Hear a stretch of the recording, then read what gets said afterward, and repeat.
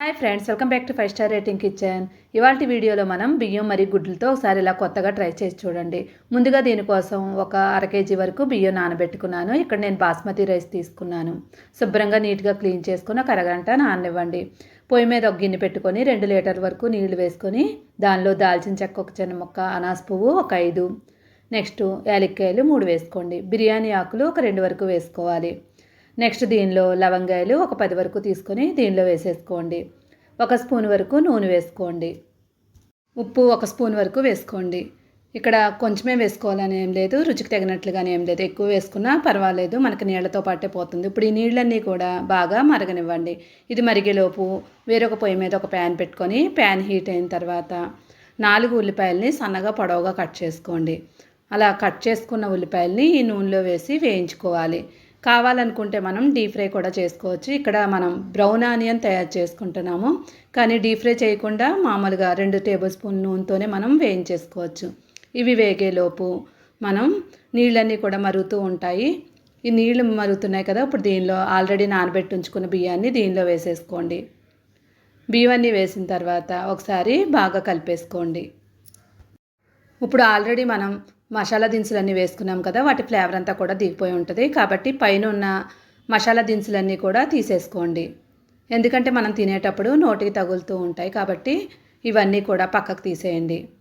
ఇప్పుడు ఈ బియ్యాన్ని మనం 90% వరకు ఉడికే వరకు ఉడికించుకోవాలి. దీనిలో ఒక అరచెక్క వరకు నిమ్మరసం వేసుకోండి. నిమ్మరసం వేయడం వల్ల టేస్ట్ చాలా బాగుంటుంది. ఇప్పుడు ఒకసారి బాగా కలిపేసుకొని దీన్ని ఉడకనివ్వండి. ఇక్కడ బాస్మతి రైస్తో చేసుకున్నాను, కావాలంటే నార్మల్ రైస్తో అయినా చేసుకోవచ్చు. ఇప్పుడు ఇది ఉడికేలోపు పొయ్యి మీద ఉల్లిపాయలు వేగేలేదో ఒకసారి చెక్ చేసుకోండి. చూడండి, మనకి ఈ కలర్లో ఉన్నాయి, కానీ బ్రౌన్ కలర్ అయ్యే వరకు వేయించుకోవాలి. అన్నం కూడా ఉడికిపోయింది, 90% వరకు ఉడికింది. ఒకసారి చెక్ చేసుకోండి ఉడికిందో లేదో. కొంచెం పలుకుగా ఉండాలి, మరీ మెత్తగా ఉండకుండా కొంచెం పలుకుగా ఉన్నప్పుడే మనం ఈ అన్నాన్ని ఒక స్టైనర్లోకి తీసేసుకోవాలి. ఇక్కడ అన్నం అంతా కూడా ఉడికిపోయింది, స్టైనర్లోకి తీసేసుకుందాం. గెంజిని పడేయకుండా మనం పక్కకు పెట్టేసుకోవాలి. ఆ నీళ్ళన్నీ కూడా వంపేయకూడదు. ఈ నీళ్ళన్నీ పక్కకు పెట్టేసుకోండి. పూర్తిగా నీళ్ళన్నీ వడకెట్టే వరకు పక్కన పెట్టుకోవాలి. ఒక బౌల్ తీసుకొని దానిలో 3/4 కప్పు వరకు పెరుగు తీసుకోండి. పుల్లటిదైనా పర్లేదు, నార్మల్ది తీసుకున్నా పర్లేదు. ఈ పెరుగంతా కూడా గడ్డలు లేకుండా బాగా కలిపేసుకోండి. పెరుగంతా కూడా క్రీమ్ లాగా అయిపోవాలి. ఇప్పుడు దీనిలో 1 స్పూన్ వరకు ధనియాల పొడి, అర స్పూన్ వరకు జీలకర్ర పౌడర్ వేసుకోండి. నెక్స్ట్ 1 స్పూన్ వరకు చికెన్ మసాలా పౌడర్ వేసుకోండి. అర స్పూను గరం మసాలా పౌడర్ వేసుకోండి. నెక్స్ట్ 2 టేబుల్ స్పూన్ల వరకు కారం వేసేసుకోండి. తర్వాత దీనిలో రుచికి తగినట్లుగా ఉప్పు వేసుకోండి. 1 స్పూన్ వరకు ఉండేలాగా ఉప్పు వేసుకొని ఇప్పుడు ఇదంతా కూడా బాగా కలిపేసుకోవాలి. మొత్తం మసాలాలన్నీ కూడా బాగా కలిపేసుకోండి. ఇది మొత్తం అంతా బాగా కలుపుకొని దీన్ని పక్కన పెట్టేసుకోండి. చూడండి, పేస్ట్ అనేది మనం నీళ్లు వేసుకోకుండానే ఇలా ఉండాలి. ఇప్పుడు ఉల్లిపాయలు వేగేలేదో ఒకసారి చెక్ చేసుకుందాం. చూడండి, ఉల్లిపాయలన్నీ కూడా ఈ కలర్లోకి వచ్చేయాలి. ఇప్పుడు వీటినన్నింటినీ కూడా ఒక ప్లేట్లోకి తీసేసుకోండి. ఇలా ప్లేట్లోకి తీసుకున్న ఉల్లిపాయల్లో మనకి నూనె పీల్చుకుంటుంది, కాబట్టి గట్టిగా ప్రెస్ చేసుకున్నట్లయితే ఉల్లిపాయలో నుంచి నూనె అంతా కూడా బయటకు వస్తుంది. ఇప్పుడు వెడల్పాటి గిన్నె తీసుకోండి. వెడల్పాటి గిన్నె తీసుకొని ఆల్రెడీ మనకి మిగిలిన ఉల్లిపాయ నూనె ఉంది కదా, ఈ ఉల్లిపాయ నూనె వేసేసుకోండి. నెక్స్ట్ దీనిలో 1 స్పూన్ వరకు నూనె వేసుకోవాలి. నూనె కొంచెమే ఉంది కాబట్టి కొంచెం 1 స్పూన్ వరకు నూనె వేసుకోండి. నూనె బాగా వేడైన తర్వాత దీనిలో 2 టమాటాలని చిన్న చిన్న ముక్కల కింద కట్ చేసి వేసేసుకోండి. ఈ టమాటా ముక్కల్ని ఒకసారి బాగా కలిపేసుకోండి. ఇలా కలుపుకున్న తర్వాత దీనిలో 1 స్పూన్ వరకు అల్లం వెల్లుల్లి పేస్ట్ వేసుకోవాలి. టమాటా ముక్కలతో పాటే అల్లం వెల్లుల్లి పేస్ట్ వేయించడం వల్ల అడుగు పట్టకుండా మాడిపోకుండా చక్కగా వేగిపోద్ది. టమాటా ముక్కలు, అల్లం పేస్టు మొత్తం అంతా బాగా వేగాలి. ఇలా మొత్తం అంతా బాగా వేగిపోయిన తర్వాత దీనిలో ఫ్రెష్ కొత్తిమీర తీసుకొని కట్ చేసి వేసేసుకొని 1 నిమిషం పాటు ఈ కొత్తిమీరను కూడా బాగా కలిపేసుకోండి. ఇది కూడా వేగనివ్వాలి. ఒక 2 నిమిషాల పాటు వేగితే ఫ్లేవర్ అంతా దిగుతుంది. ఇది వేగిన తర్వాత ఆల్రెడీ మనం పెరుగులో మసాలాలన్నీ కలిపించుకున్నాం కదా, ఆ మసాలా పేస్ట్ అంతా వేసేసుకోవాలి. ఇందులో కారం, మసాలాలు అన్నీ వేసాం కాబట్టి ఒకసారి బాగా కలిపేసుకొని మసాలా వాసన అంతా పోయే వరకు బాగా వేయించేసుకోవాలి. మొత్తం అంతా బాగా కలిపేసుకొని మూత పెట్టి 2-3 నిమిషాల పాటు బాగా వేగనివ్వండి. మూత పెట్టడం వల్ల మనకి నీరంతా ఆవిరి దిగి చక్కగా మెత్తగా అవుతుంది. ఇప్పుడు 2 గుడ్లను తీసుకోండి. 2 గుడ్లు తీసుకొని వీటిని కట్ చేసుకోండి.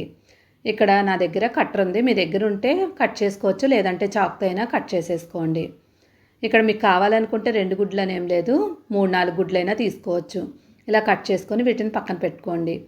ఇక్కడ మనకి మసాలా పేస్ట్ అంతా కూడా వేగిపోయింది, ఒకసారి బాగా కలిపేసుకోండి.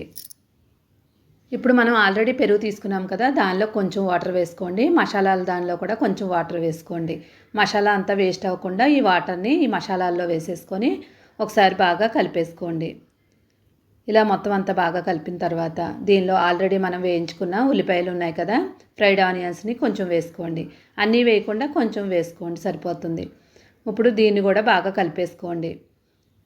నెక్స్ట్ ఒక 3 పచ్చిమిరపకాయలు తీసుకొని ముక్కల కింద కట్ చేసి వేసేసుకోండి.